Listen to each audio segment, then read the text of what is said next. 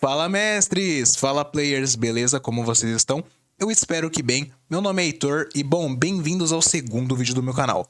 Nesse vídeo estaremos aqui para poder acompanhar a lore feita para o meu RPG. Bom, aqui vocês acompanharão o início de tudo, como tudo foi criado, quem criou tudo, o responsável por esse universo maravilhoso e quais são seus benefícios de poderes e o que surgiu depois dele até chegar nos dias atuais de hoje no RPG, tá bom? Com todas essas criações, eu espero que vocês gostem da narração que eu vou fazer para vocês. Eu já explico que, independente de tudo, o meu RPG ele segue um contexto de que a lore, ela simplesmente é um ponto de foco para não perder e não ficar aquela coisa sem pé nem cabeça, mas tudo depende muito dos players, né? Por exemplo, os players eles podem seguir a sua própria narrativa, deixando um pouco a lore principal de lado e se aprofundando em missões secundárias. Pode ser uma possibilidade ou uma alternativa, né? Ou seja, isso deixa o universo bem mais aprofundado e um pouco mais imersivo até para conhecer um pouco mais o personagem. Ou seja, eu preferi fazer algo mais profundo do que algo rápido e eficaz que já leva diretamente para um começo, meio e fim.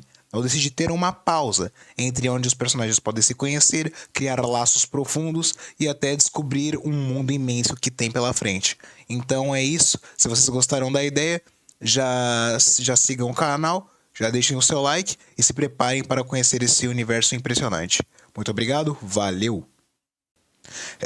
Fala galera, tudo bom? Aqui é o Heitor, como vocês estão? Espero que bem.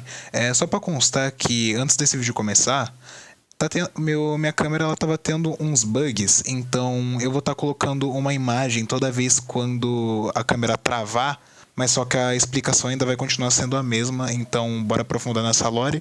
Muito obrigado e valeu!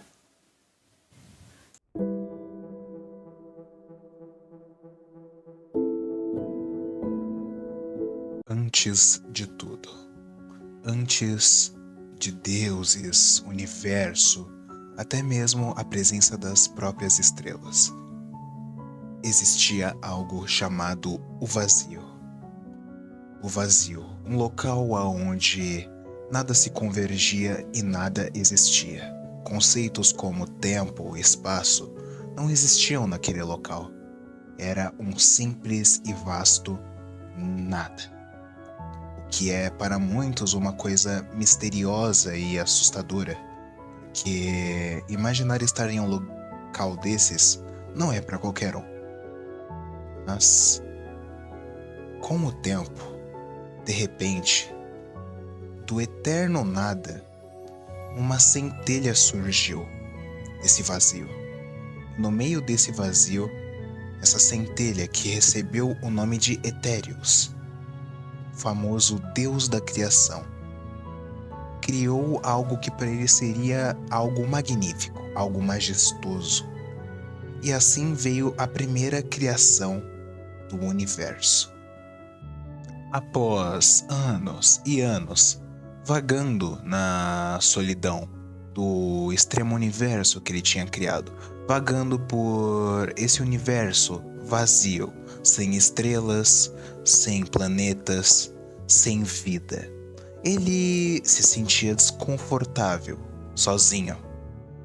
Algo faltava para preenchê-lo por dentro.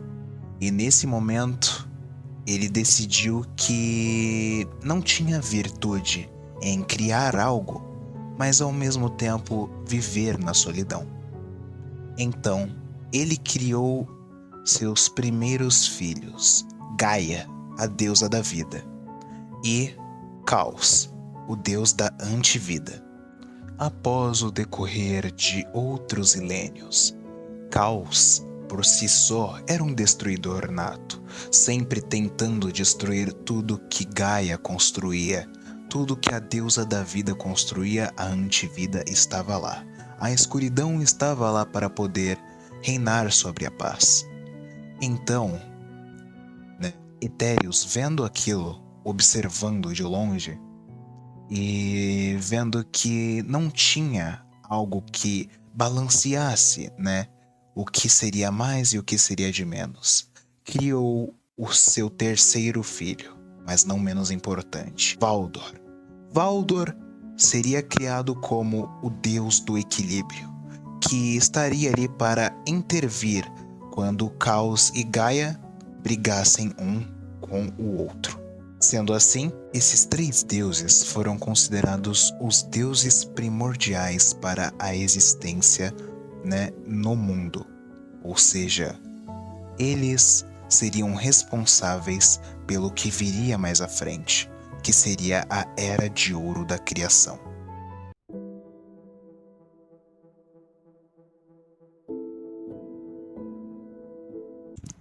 Com os milhares de anos vieram os seres vivos, aqueles que para os deuses eram considerados como mortais. Esses seres vivos trouxeram consigo as suas crenças, as suas religiões e suas culturas, que criaram alguns deuses dignos de crença e veneração, como Zeus, deus do trovão, Odin, pai de todos, Thor, deus do trovão também, só que para os nórdicos, Hermes, deus da velocidade e mensageiro de Zeus, entre muitos outros, como Ashen, deus da luz para os elfos, Makokoro, Shiva, entre muitos outros, e vai indo em diante, e etc. Esses deuses dignos de crença traziam bênçãos e fortalecimento, além de sabedoria, para seus fiéis seguidores. E não bastou muito tempo até que esses próprios deuses começassem a criar os seus fiéis ajudantes. E nesse conceito de história entram os anjos, os anoditas, as valquírias, entre muitos outros, com cada cultura tendo a sua própria junção, o seu próprio fortalecimento, os próprios guardiões dos deuses, por assim dizer, e mensageiros dos próprios deuses. Então, cada um tinha que pregavam os ensinamentos de seus próprios deuses.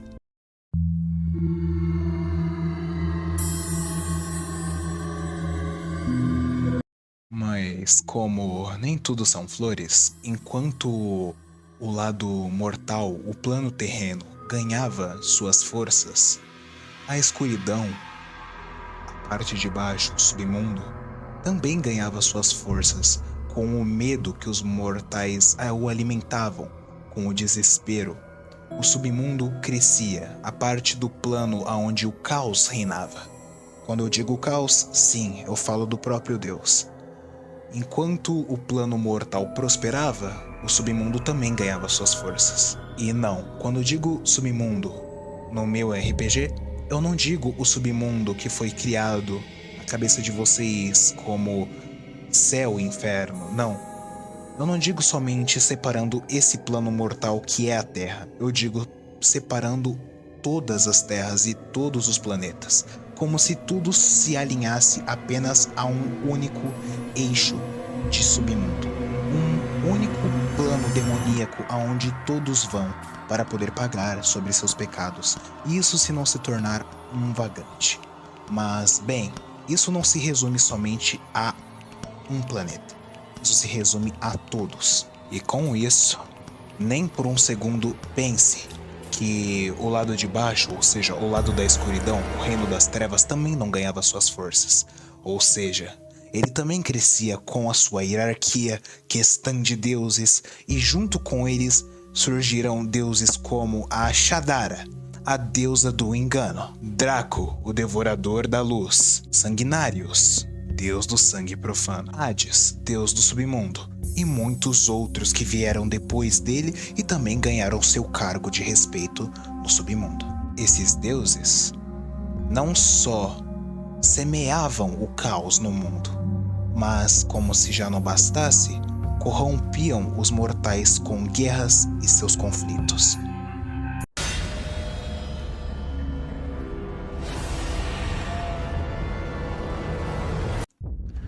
E aí você me pergunta, Heitor, mas esse submundo, esse local onde os deuses foram criando forças, os deuses malignos foram criando descontroladamente, ele tinha uma espécie de nome, o primeiro nome dele qual foi? E eu lhe digo, sim, ele teve o primeiro nome a ser chamado. Caos sempre teve inveja de sua irmã Gaia, porque ele via seu crescimento, e mesmo vendo o seu crescimento, com todo o seu ódio e rancor, ele criou o seu reino aonde as trevas prosperariam. E esse reino foi chamado primeiramente de o Reino dos Condenados, né? Esse Reino dos Condenados foi o local aonde literalmente as trevas reinariam e o caos se espalharia da maneira que ele bem entendesse, aonde teria uma hierarquia de poder, aonde deuses mais fortes subjugariam os mais fracos e os mais fracos torturariam as almas que estariam perdidas naquele local. Mas, porém, no entanto, lá, para todas as raças, havia um nome diferente. Para cada raça, lá obtinha um nome diferente. Não era só submundo. Poderia ser o Tártaro, Helheim, independente. Cada raça, cada cultura descrevia o local de uma maneira única, como no caso de Helheim, um local frio das almas congeladas. O Tártaro, um local quente, com almas decaindo em todos os cantos, e assim por diante. Lá, esses deuses malignos criaram uma espécie de hierarquia para seres menores, como os próprios demônios, as entidades e espíritos malignos.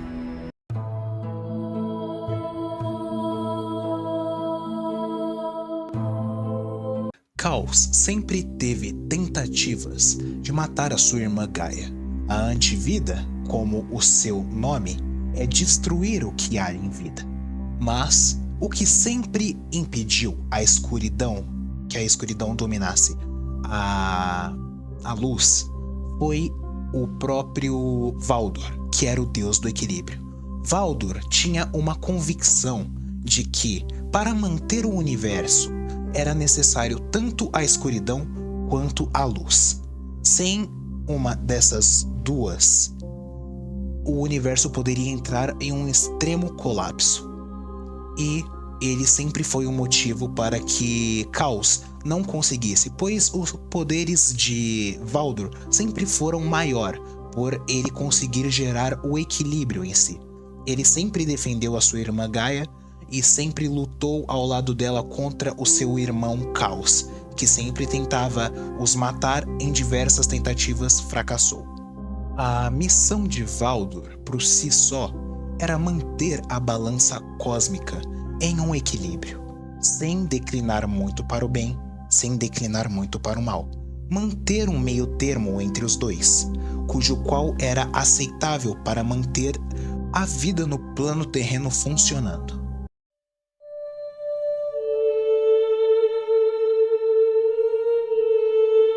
Após anos e anos de tentativa do próprio Caos de matar o seu irmão Valdor, e vendo que após milênios de tentativas não obteve nenhum resultado, Caos foi astuto e teve uma ideia.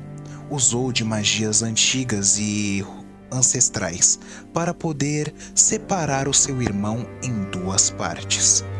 Ele separou o seu espírito em dois, o colocando e o aprisionando dentro de duas máscaras, para assim Caos tomar conta do mundo sem haver equilíbrio, para ele poder enfrentar e matar a sua irmã sem a defesa do próprio Valdor. Então agora, com Gaia vulnerável e o Caos imparável, isso teve consequências severas para o mundo dos mortais. Coisa que eu já vou entrar no assunto com vocês. Mas Valdor foi separado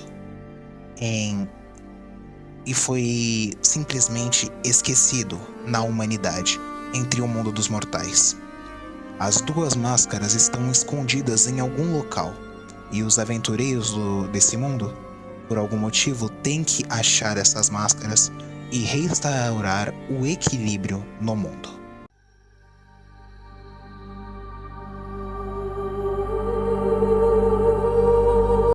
Agora, se você se pergunta, Qual foi a consequência disso para o mundo dos mortais? O mundo dos mortais ficou completamente desbalanceado. Forças benignas que ficavam sobrepostas sobre as malignas, forças malignas que simplesmente ficavam sobre as benignas. Em certas formas, demônios atacavam vilarejos, criaturas das trevas saíam e destruíam reinos inteiros. Cataclismos como guerras que duravam anos, cercas de guerras que duravam até 100 anos, guerras de raças, conflitos internos e muitas outras coisas. Isso influenciava o mundo de uma forma que não dava e até hoje não dá para aceitar. Então, basicamente, vai de aventureiros corajosos acabar encontrando as tais máscaras e acabar reunindo Valdur de volta para trazer em si o equilíbrio ao próprio universo. Enquanto isso não acontece, eles têm que lidar com o desequilíbrio do mundo, mas ao mesmo tempo embarcar nessa possibilidade de muitas aventuras, como monstros marítimos, criaturas terrestres, criaturas aéreas e muitas outras coisas. Então, se você já gostou dessa ideia, já deixa o seu like, se inscreva no canal e fique atento para os próximos vídeos. Comente nos comentários, vê se você gostou mais desse vídeo do que do outro. E é isso, muito obrigado, valeu!